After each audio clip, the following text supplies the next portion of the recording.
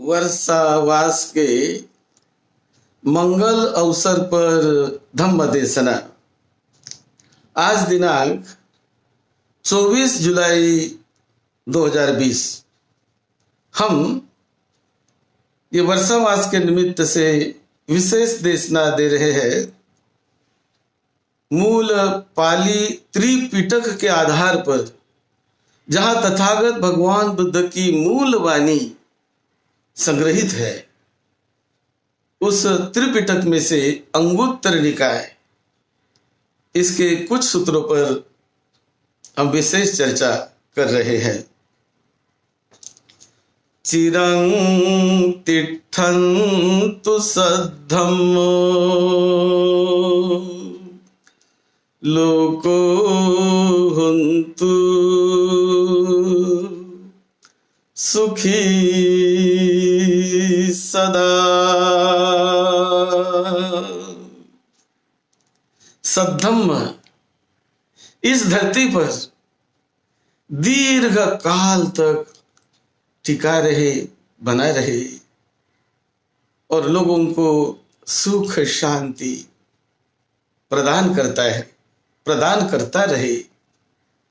यही भावना तथागत भगवान बुद्ध के महा करुणामय हृदय से थी और इसीलिए तथागत बुद्ध ने बहुजन हित और बहुजन के कल्याण के लिए सद्धम्म दिया है।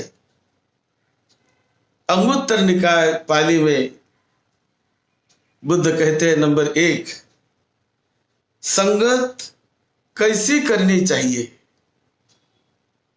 कैसे लोगों के साथ हम मैत्री करें, संगत करें। नंबर 1, अपने से हीन व्यक्ति की संगति करने वाला स्वयं हीन हो जाता है, तो अपने से हीन व्यक्ति की संगति से दूर रहना चाहिए। जो दुराचारी हो, दुर्गुणी हो, ठगी हो, तो ऐसा जो व्यक्ति लगता है कि ये ऐसा ऐसा है, तो उनसे संगति टाल लेनी चाहिए। फिर नंबर 2 में बुद्ध कहते हैं, अपने समान की संगति करने से कभी हानि नहीं होती। अपने समान संगति, कि मेरे जैसा ही कोई हो, तो ऐसे व्यक्ति की संगति करने से ह्रास नहीं होता, हानि नहीं होती। इसलिए वो दूसरा पर्याय है। और नंबर 3, अपने से श्रेष्ठ व्यक्ति की संगति वाला व्यक्ति वो शीघ्र अपनी उन्नति कर लेता है। तो संगत यदि करनी हो अपने जीवन काल में, तो खोजना चाहिए कि मुझसे कोई श्रेष्ठ है क्या, ज्ञान में, आचरण में, विद्या में, सदाचरण में। ऐसा व्यक्ति हो तो बुद्धिमान आदमी ने हमेशा अपने से श्रेष्ठ व्यक्ति की संगति करने का प्रयास करना चाहिए। उससे उनकी उन्नति होती है, अपना ही लाभ होता है उसमें। इसलिए संगति का बहुत बड़ा महत्व है। फिर बुद्ध ने लड़कों के लिए माता पिता ने जो लड़कों ने माता पिता के लिए कैसे क्या करना चाहिए, उस पर और भी एक दूसरे सूत्र में बुद्ध बताते हैं कि सही माने में लड़कों के लिए तो माता पिता एक ब्रह्म जैसे होते हैं, कि माता पिता ने हमें जन्म दिया।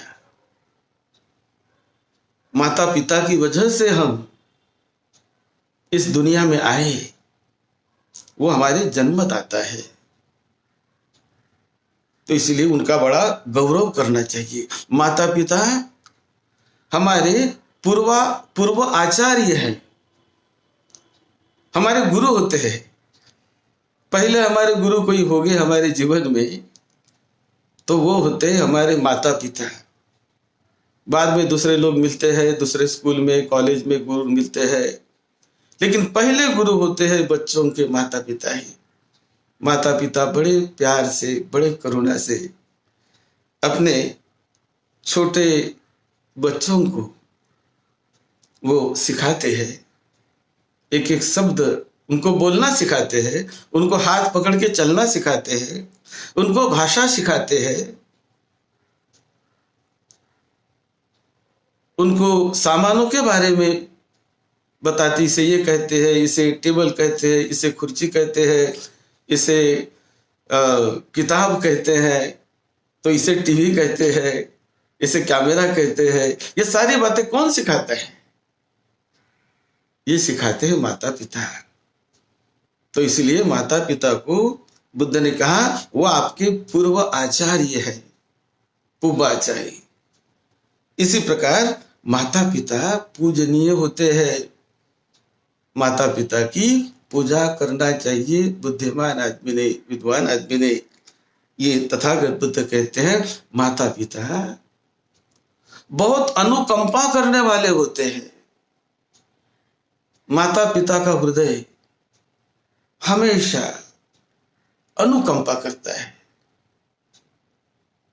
हमेशा करुणा उनके मन में होती है, हमेशा उपकार करने का प्रयास करते हैं माता पिता अपने बच्चों पर, क्योंकि वो माता पिता का हृदय होता है। इसीलिए बुद्धिमान आदमी ने हमेशा अपने माता पिता को प्रणाम करना चाहिए, माता पिता को वंदन करना चाहिए। हमेशा कहीं आते समय, कहीं जाते समय उन्हें वंदन करे, माता पिता का सत्कार करे, उनका सम्मान करे, उनको अन्न अच्छे से अच्छा खाने के लिए देने का प्रयास करे। अन्न हो, अन्न पान है, वस्त्र है, अच्छे वस्त्र देने का प्रयास करे, उसे अच्छा सोने के लिए अच्छा बेड, अन्न, वस्त्र, शयनासन ये देने का प्रयास करे। उनकी मालिश करे, उनके पैरों को दबाए। यदि वो वृद्ध होते हैं तो उनकी मालिश करे, पैरों को दबाए, उनका स्नान करके देना बुढ़ापे में, ये भी करना चाहिए। इससे बहुत सुख मिलता है उन लड़कों बच्चों को, बड़ा आशीर्वाद माता पिता का लड़कों बच्चों को मिलता है। ऐसा काया, वाणी और मन से अपने माता पिता की सेवा करना सीखना चाहिए। अब यह सूत्र तथागत बुद्ध ने ओरिजिनल कैसे बताया, मैं उनको ओरिजिनल ग्रंथ से, क्योंकि 2600 साल पहले कितना महत्व माता पिता का तथागत बुद्ध समझाते हैं। ये अंगुत्तर निकाय में है, स ब्रह्मक सुत्त देवदूत वग्गो। इसमें बुद्ध ने सिखाया ब्रह्माति माता पितरो पुब्बाचरियाति उच्चरे आहुनेयाच पुत्तानं पजाय अनुकंपका तस्माहिने नमस्येय सक्करिये च पंडितो अन्नेन अथ पानेन वत्थेन शयनेन च उच्छादनेन नापनेन पादानं धोवनेन च तायं नं परिचर्याय माता पितुषु पंडिता इधेव नं प्रशंसन्ति पेच्च सज्ञे प्रमोदती थी। यानी ये बात इस अंगुत्तर निकाय के, ये जो ग्रंथ है अंगुत्तर निकाय का, ये पाली का ग्रंथ है, जहां तथागत बुद्ध ये बताते हैं, तो कितनी ऊंची बात तथागत बुद्ध ने 2600 साल पहले माता पिता का कैसे सम्मान करना चाहिए, ये बात तथागत बुद्ध ने कितने अच्छी तरह से सिखाई है। इस प्रकार फिर नंबर 3 में बुद्ध बताते हैं श्रद्धावान होने के लिए, श्रद्धावान होने के क्या लक्षण हैं? किसे कहे हम ये श्रद्धावान है? उसके 3 लक्षण तथागत बुद्ध ने बताए। जो श्रद्धावान है उसका पहला लक्षण होता है कि वो अपने शीलवान गुरु के दर्शन की इच्छा करता है। यह पहला लक्षण कि मुझे मेरे गुरु का दर्शन लेने दो, जो मैंने मेरे गुरु से कुछ सिखाया है। तो श्रद्धावान व्यक्ति हमेशा स्मरण करता है। उसका पहला लक्षण कि वो अपने गुरु का दर्शन लेने की इच्छा बार बार मन में निर्माण करता है। यह पहला लक्षण श्रद्धावान का है। दूसरा लक्षण, जो श्रद्धावान व्यक्ति होता है तो उन्होंने हमेशा सद्धम्म सुनने की निष्ठा उन्होंने रखनी चाहिए। यह लक्षण है दूसरा कि हमेशा जहां कहीं उसको सद्धम्म सुनने के लिए मिले वो सुने, गुरु द्वारा सद्धम्म सुनने के लिए मिले तो सुने, सद्धम्म पढ़ने के लिए मिले तो पढ़े और सद्धम्म सुनता रहे। यह है श्रद्धावान व्यक्ति का दूसरा लक्षण। श्रद्धावान व्यक्ति का दूसरा लक्षण। और श्रद्धावान व्यक्ति का तीसरा लक्षण है जो अपने भीतर के ईर्ष्या को, मात्सर्य को, मल को दूर करने का प्रयास करता है। अपने भीतर के श्रद्धावान व्यक्ति कि मेरे भीतर कोई ईर्ष्या हो तो निकल जाए, मेरे भीतर कोई मात्सर्य हो वो निकल जाए, और ऐसा वो श्रद्धावान व्यक्ति अपने को परिशुद्ध करने का प्रयास करता है, सद्धम्म के रास्ते पर ले जाने का प्रयास करता है। ये सद्धम्म के लिए वो हमेशा प्रयत्नशील रहता है, सुनने के लिए, पढ़ने के लिए। तो उसे ही कहते हैं श्रद्धावान व्यक्ति के लक्षण। ये 3 लक्षण तथागत बुद्ध ने बताए। नंबर 4 में बुद्ध बताते हैं, ये दान के बारे में तथागत बुद्ध ने बताया। यदि घर में आग लग गई हो और घर हमारा जल रहा है, अब ये जलते घर में जो घर के व्यक्ति होते हैं, आग लगी है तो भाग दौड़ करते हैं, और भाग दौड़ करके जो भी मूल्यवान वस्तु है, अब घर तो जल रहा है, उसे तो बुझाने का प्रयास करते हैं, लेकिन पहले वो जो भी वस्तु वहां पर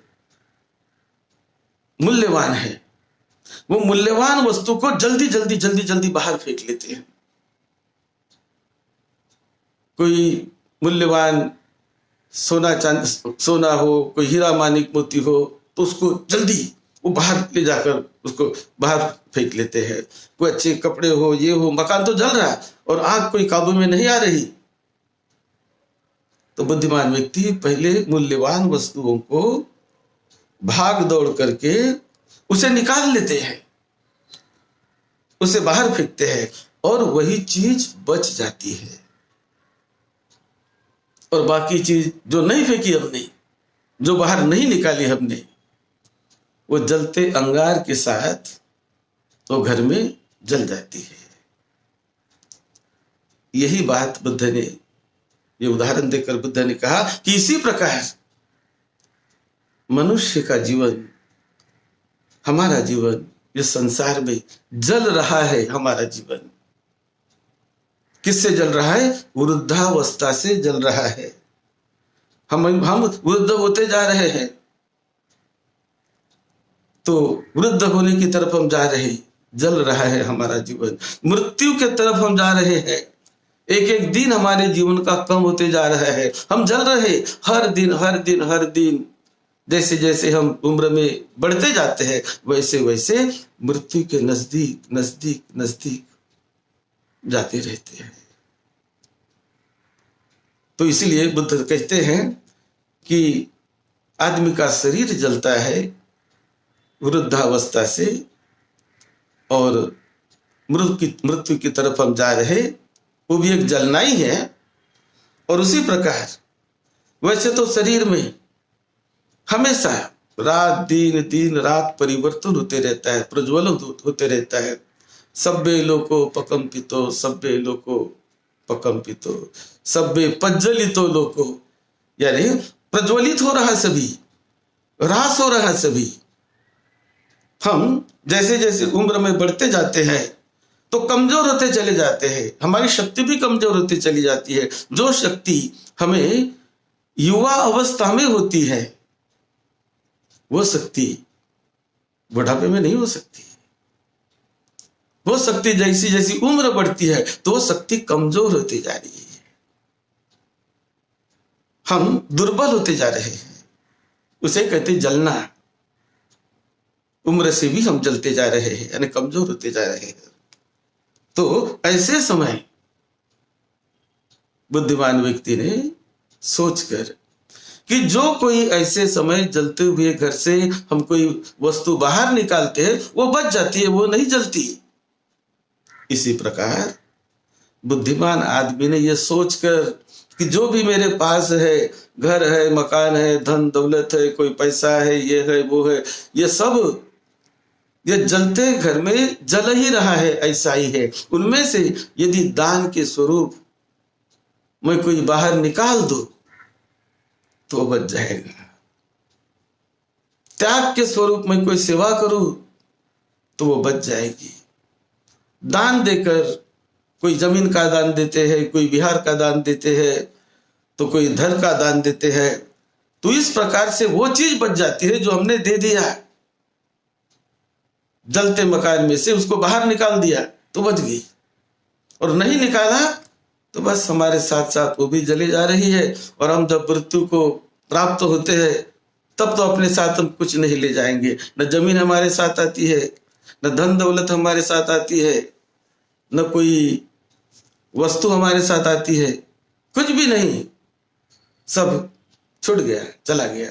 लेकिन जीवित काल में जो हमने किया वो साथ में आता है। जैसा कि अनाथ पिंडिक ने जीवित काल में बुद्ध विहार बनाया 54 करोड़ का, तो वो बच गया, जो निकाला वो बच गया।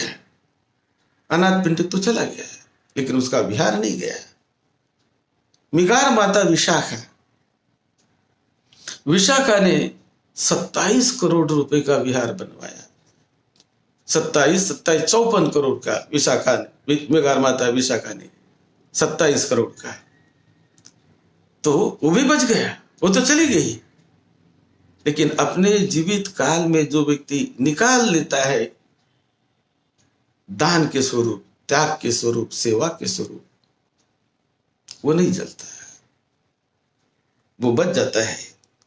यही बुद्ध सिखाते हैं कि बुद्धिमान आदमी ने हमेशा अच्छा करने का प्रयास करना चाहिए, अच्छा करने का प्रयास करना चाहिए।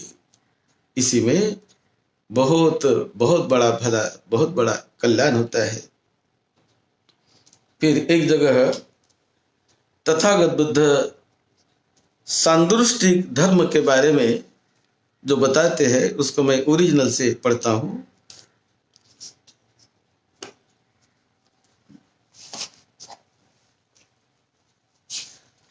एक बार किसी ने, एक कोई ब्राह्मण बुद्ध के पास आया और बुद्ध को पूछने लगा, बुद्ध को प्रणाम किया उसने। जानू सोनी ब्राह्मण, ये बुद्ध के पास आता है, जानू सोनी ब्राह्मण, और बुद्ध को प्रणाम करता है, वंदन करता है, और वंदन करके बुद्ध को कहता है, भगवान संदिठिकं निब्बानं, संदिठिकं निब्बानं ति भो गौतम उच्चति, कित्तावत्तानुखो भो गौतम संदिठिकं निब्बानं होती, अकालिकं यही पश्चिकं ओपनेयिकं पच्चत्तं वेदितव्यं विन्युहिति। उसने बड़ा अच्छा प्रश्न पूछा है कि भगवान आप जो बार बार बताते हैं कि निर्वाण ये सांदृष्टिक है,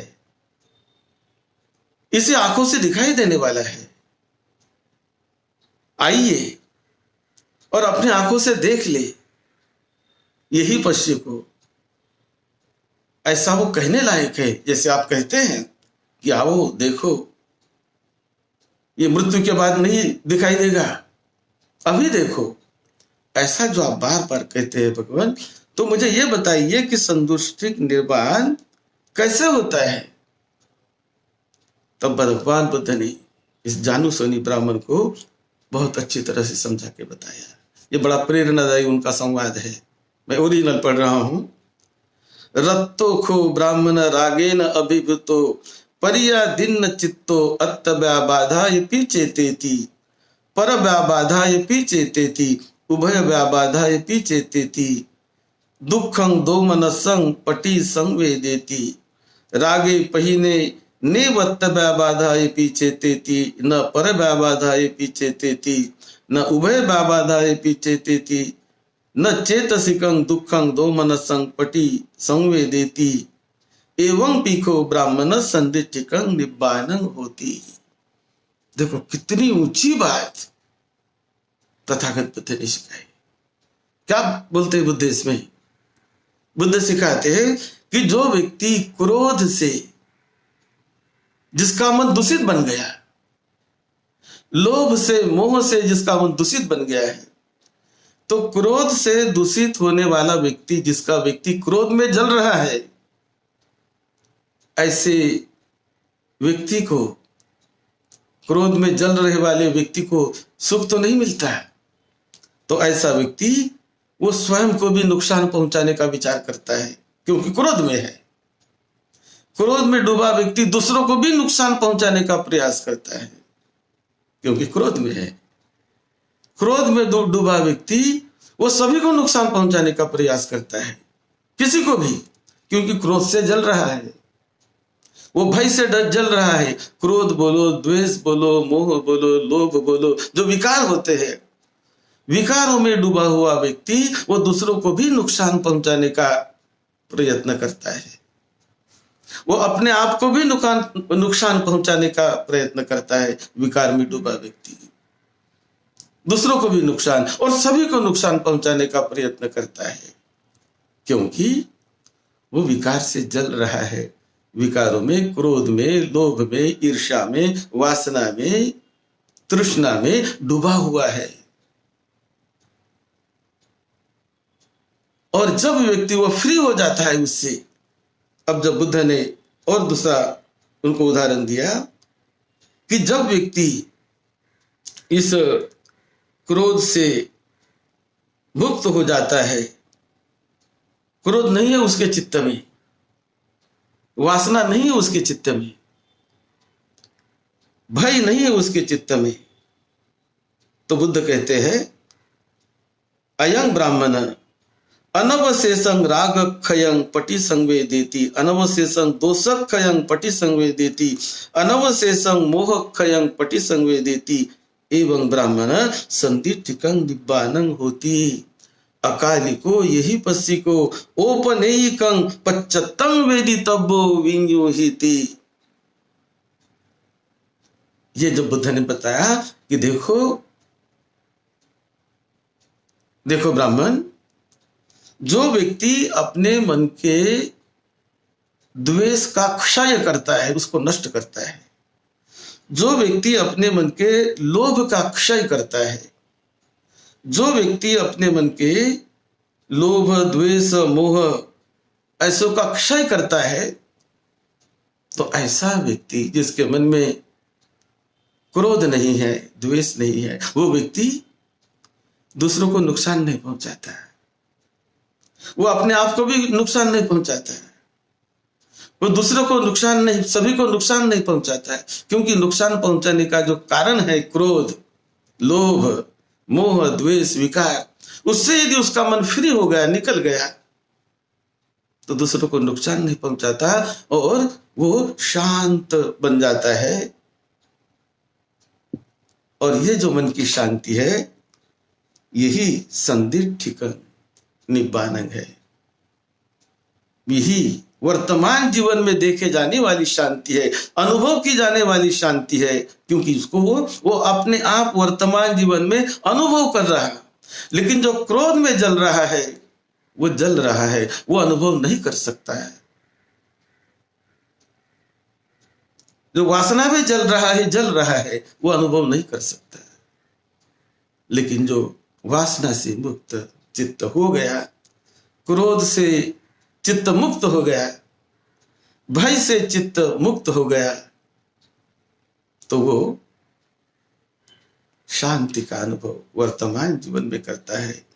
यही निब्बान का वर्तमान जीवन का साक्षात्कार है। और मैं वही रास्ता सिखाता हूं ब्राह्मण, कि वर्तमान जीवन में कैसे इन विकारों से मन को निकाला जाए, कैसे विकारों को निकाला जाए, कैसे मन को निर्मल किया जाए, यही मैं सिखाता हूं।